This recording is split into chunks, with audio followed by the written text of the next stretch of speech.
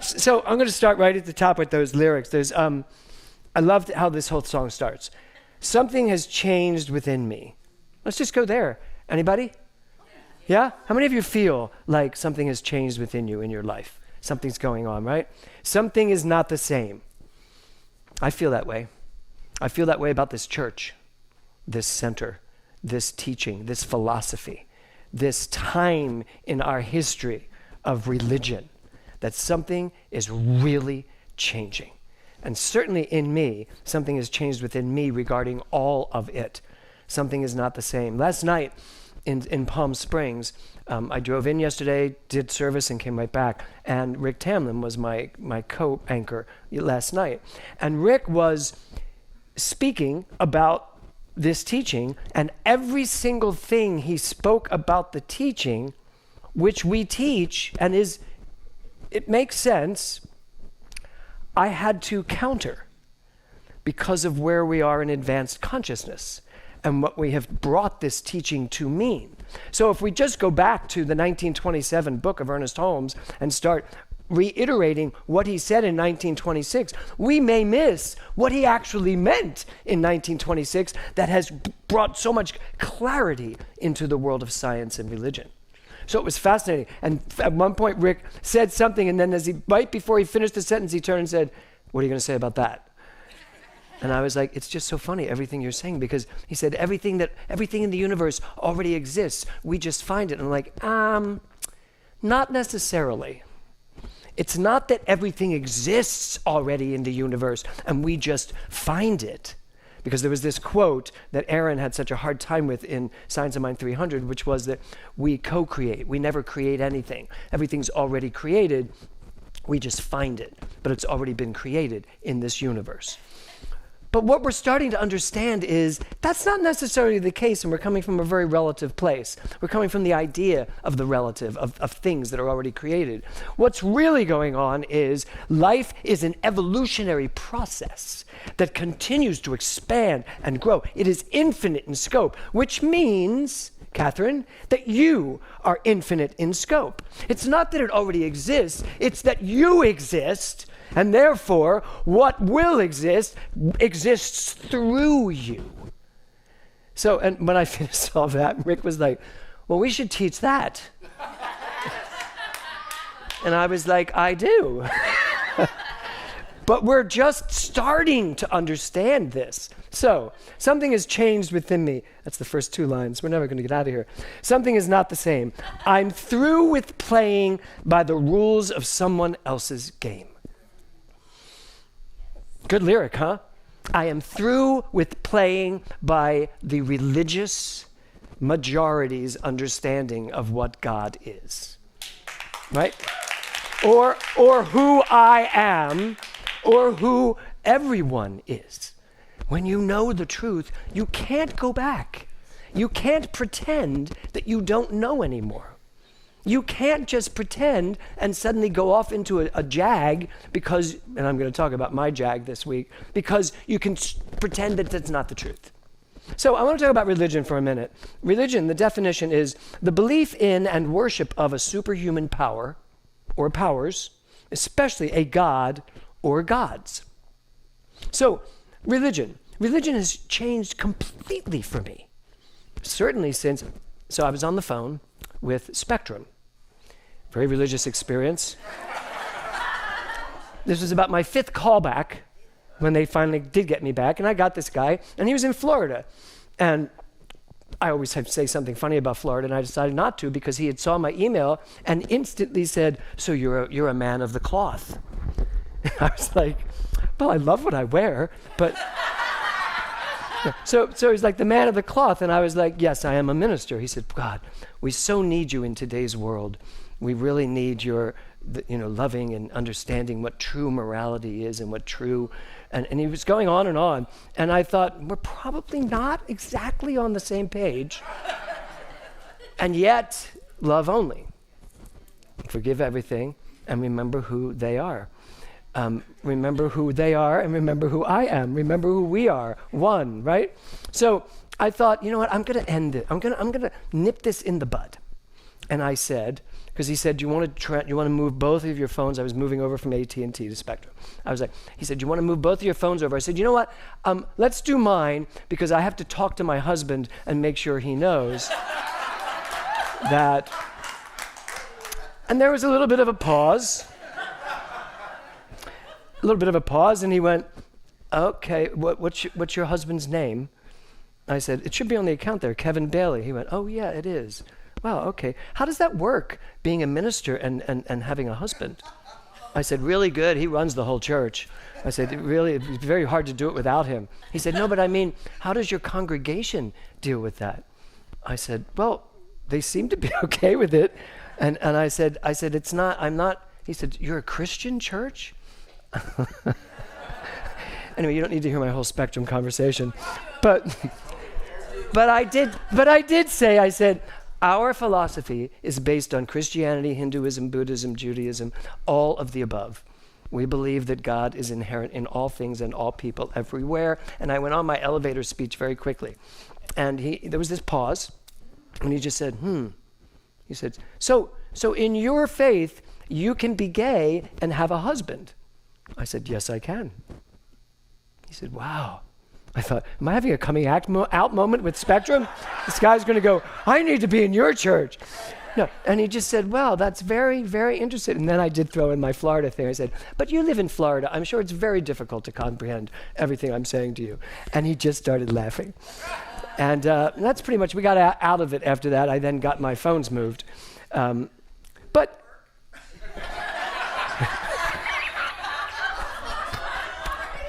I did notice my internet went down all over my house instantly after that.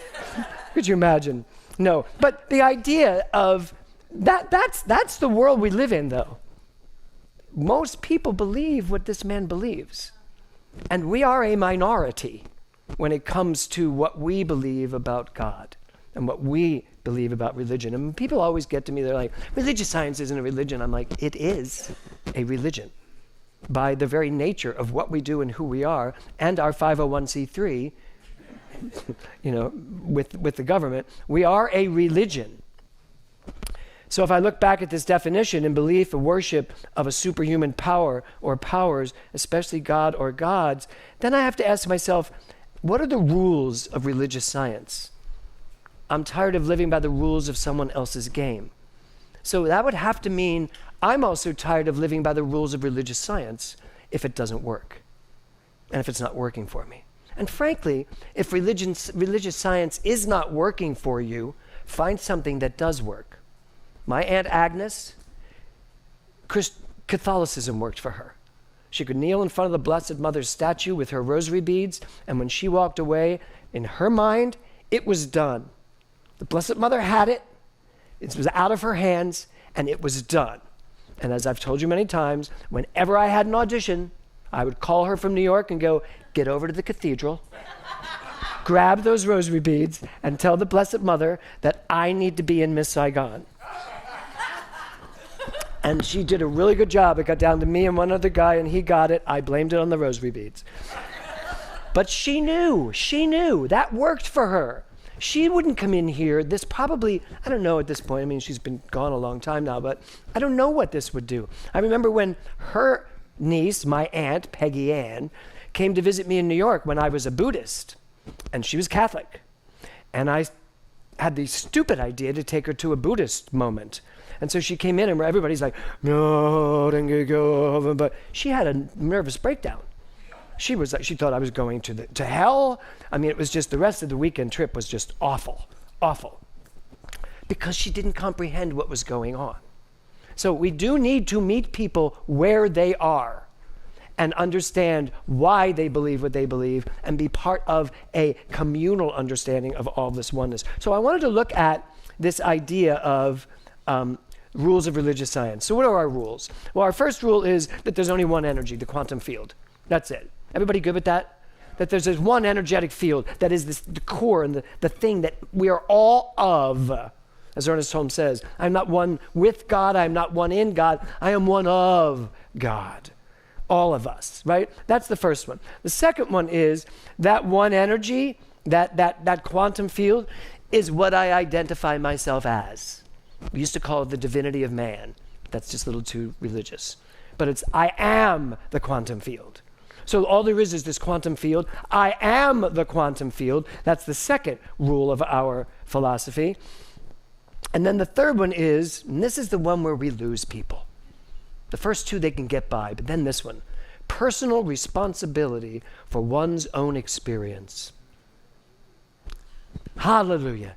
You can't blame anyone, and you take all the credit for whatever you're doing, whatever's happening in your life. That's number 3. And then the last one is the power of your mind. Or, as I'm now saying a lot, what's in your mind? What are you giving power to? So the title of my talk today is A Blank Piece of Paper. Swan, one more? There it is. Oh, hold on. Unstoppable, with the exclamation point on the second line. Not exactly sure why that happened, but there's probably a reason, and I'll figure it out as I go. Unstoppable. Oh! Right. So, back to the lyrics. I'm through accepting limits because someone says they're so. We are not in these seats today and talking about this today because we are accepting everything that I'm saying. Even me, accepting everything I'm saying. We are here because we believe and know that our energetic field is constantly evolving, and we want to keep evolving.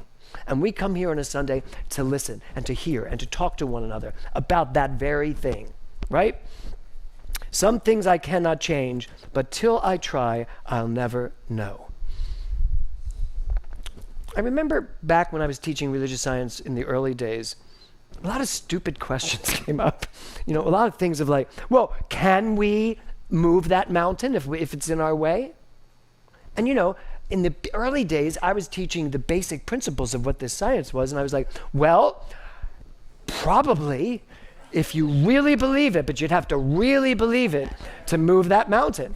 And my thought was, so no one has believed it enough to move the mountain. Remember those days when you'd hear that from your science of mind teachers? Yeah. Try saying that today.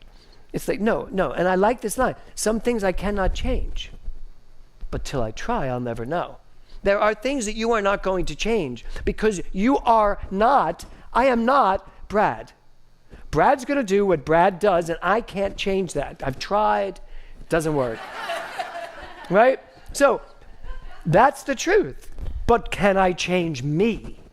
Can I change my experience of Brad? Yes, and it's worked. Right? So that's the philosophy we teach. So I have a question for you this morning. It's a simple question. What do you want? It's a big question, or it's a little question. Maybe what do you want right here in this moment? But what do you want? What do you want for your life?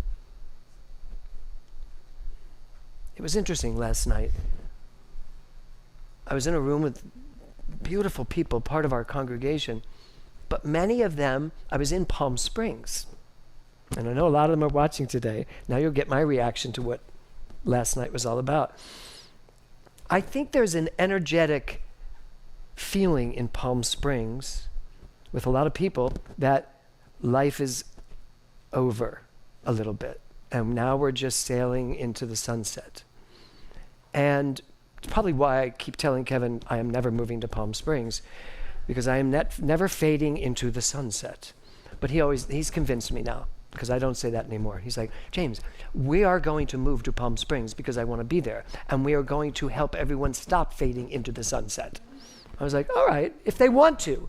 But maybe they want to. And maybe that is the best use of that person at that time. But for me, I'm like, what do you want? To ask that question to people that don't have an understanding that anything they want is possible. Do not put a limit on it like your age. Do not put a limit on it even like your body. Do not put any limits on it. What do you want? So I'm inviting you to tap into whatever that is and do not. And this is somebody I asked that question to. And this is what I got back. I now use it as one of my anonymous quotes. I said, what do you want? And they said, well, there's a difference between what I want and what I think I can have. Y'all hear that? There is a difference between what I want and what I think I can have. I think most of us are operating on a what I think I can have basis. And we are basing that on everything that's happened prior to it. This happened, it's funny, I was thinking about, we went to see Bernadette Peters in her show last week. And I was sitting there and I was looking at all of these shows that they were singing, and I would come this close to getting a starring role in that show. And I'm looking at all the almosts that happened. And then in the lobby at intermission, out of nowhere, this person came up to me and said, didn't you do the movie Footloose? And I was like, just stab me in the back while you're standing there. Just keep bringing it up, folks. And they were like, no, because my friend said you did the double, the dancing double for Kevin Bacon. And I turned to look, and Kevin's just like, how's he going to react? And I was like, no, I didn't do Footloose. It came down to between Kevin Bacon and I. And when they gave the role to Kevin, they asked me to be his dance double. And I very impetuously, and I'm sure with some very choice words, said no. Today, I wish I had. I would love to watch that movie, and every time there's a long shot of him dancing, I'd be going, that's me. There it is. But that's not what happened. So this whole concept, there's a difference between what I want and what I believe, what I think I can have. When we base it on all of this, oh my God, fade into the sunset, because there's not a lot you can have. There's not a lot you can really create for yourself if you're basing it on all of that.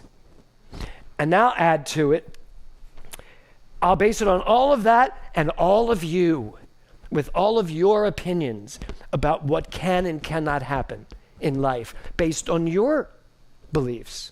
Because all of you have your own story. How many times have you heard someone say to you, that's never going to happen? That's not how it works. Let me tell you what happened with me. But you're not them. You're you.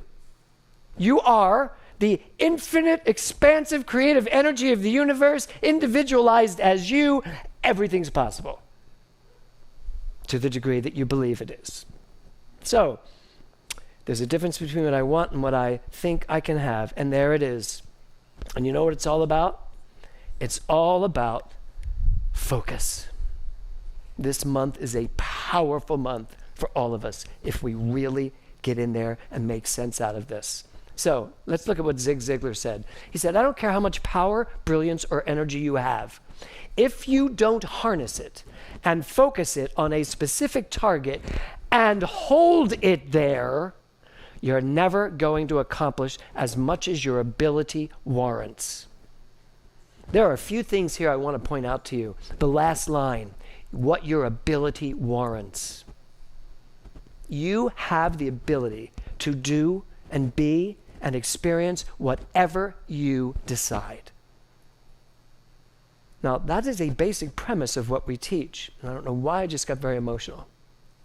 Yeah, I do. Because sometimes when truth comes through me, when truth really hits me, like it did in meditation this morning with you, Julio, I get very emotional. I'm like, oh my God, yes, that is so true. And he quoted Ernest Holmes this morning in meditation saying, love and law, and the power of love and law, but both of them, you have to actually act upon them in order for them to do something. So your ability warrants. You're sitting here today with a judgment about your ability.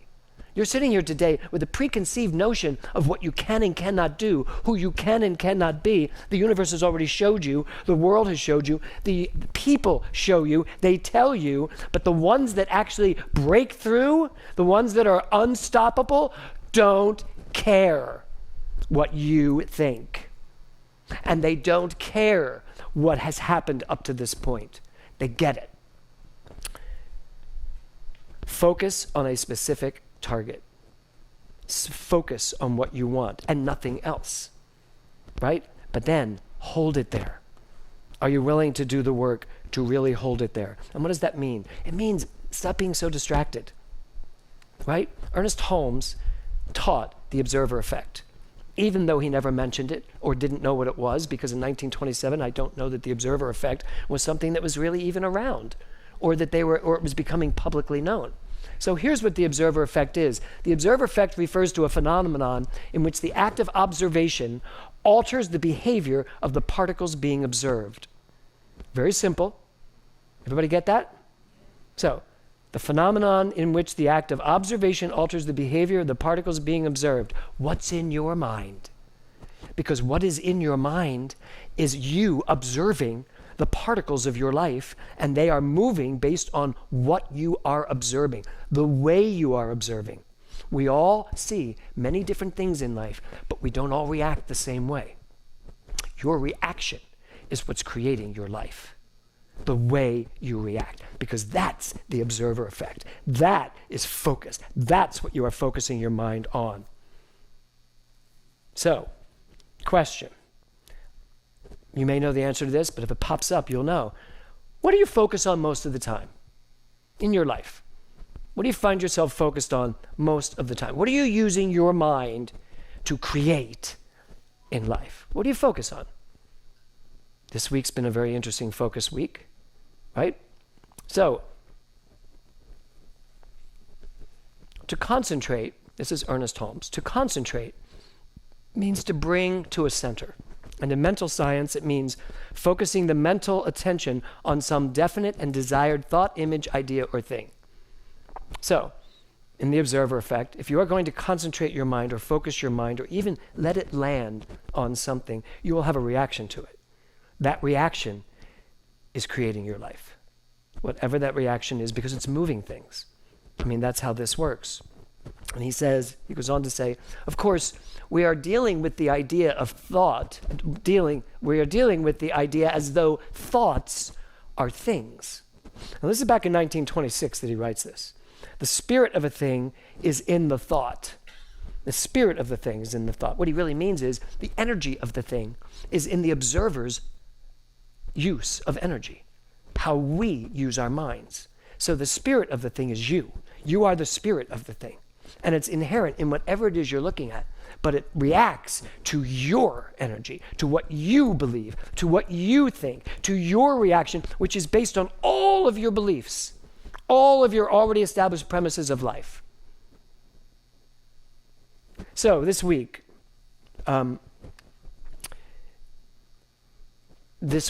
as I was at the gym, I looked on the screen and there was a little flash across the screen. I usually work out for a half hour every morning on the treadmill with my eyes closed and listening to spiritual music. And I just meditate the whole time as I'm going higher and higher in the treadmill.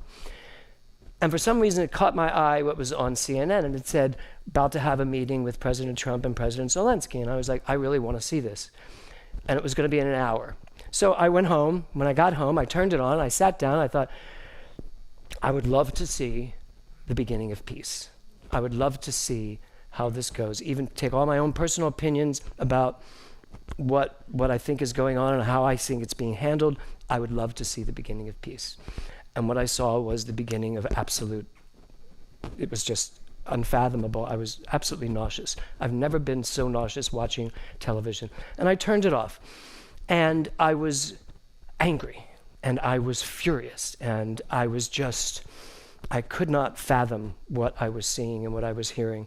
And I'm not talking about any individual. I'm talking about the consciousness that allowed that to happen the way it happened. And then I realized my reaction to it was what was going to designate how my life was going to keep going forward. And that my reaction was completely inappropriate. Because my reaction didn't come from a spiritual truth. My reaction didn't come from me knowing who I am. My reaction came from me judging who that was and judging how this happened. And I did not listen to the pundits after that because I thought that'll just take me down the rabbit hole further and further and further. And I do now switch to all the different networks to see what's going on. And I stopped. And I got it. And I thought, oh my God, that's what I have to talk about today. That's what I have to come in here and say. Your reaction is what's in your wallet. Your reaction to what is going on in the world is the way you're using your mind. Now, I'm not saying that the way you reacted was not appropriate. I even think my reaction, my initial reaction, was appropriate to what I believe and what I would love to see. But the following reaction and the secondary causation that comes in as I keep moving through that reaction, I don't want to live that life. I don't want to live my personal life based on my reaction to what I think's wrong in the world. Turn it around. What is right in the world? And the irony was, of course, that the very next day, Zelensky goes to England and receives the most gorgeous, beautiful, loving reaction with full support behind him. And I was like, okay, so I was like, I will focus on that. And just because I'm part of a country that's maybe not going to support them anymore, I can still support. I can still do what I know is right to help for peace in the world. You can do what is right for you in your mind without being involved in the reactionary discourse that will take your life in the direction you don't want it to go. Doesn't that make sense? Yeah. So, politics aside, that lesson taught me so much. I was like, okay, what else am I reacting to in life that perhaps is not beneficial to me? Where are my reactions? And all of these self-serving reactions, because we all get on our high horses. In the advanced consciousness class, one of the students who's a Unity minister read her paper because it was so great. And basically she said, it is time for all of we religious people to get off our high horses and to get back on the ground and be one with everyone that's on it. I was like, and I had to read it to the entire class. Because that's really what we have to do. Get off the high horse, which, by the way, the high horse, the religion of religious science, the high horse of that, doesn't even know what the hell it is at this point. It's still teaching antiquated philosophies that are not helping us, right? So get off the horse, get back into the quantum field, get back into listening to who you are, and focus. Focus your mind on what you want to accomplish. Focus your mind on the world you want to live in. Focus your mind on who you are innately, who you are, who the real essence of you is. And then be that love in action by focusing it right where you want it. I know where I'm going. I know what I want to accomplish. I know what is mine to do. And I am unstoppable because the universe is unstoppable. You know what's unstoppable? That energy inside of you that motivates and that fills your mind when you point it forward. That's unstoppable. You can be stoppable if you stop yourself.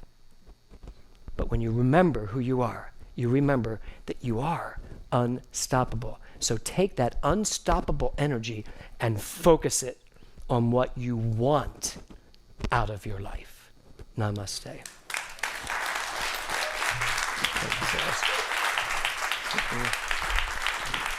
Thank you. Thank you.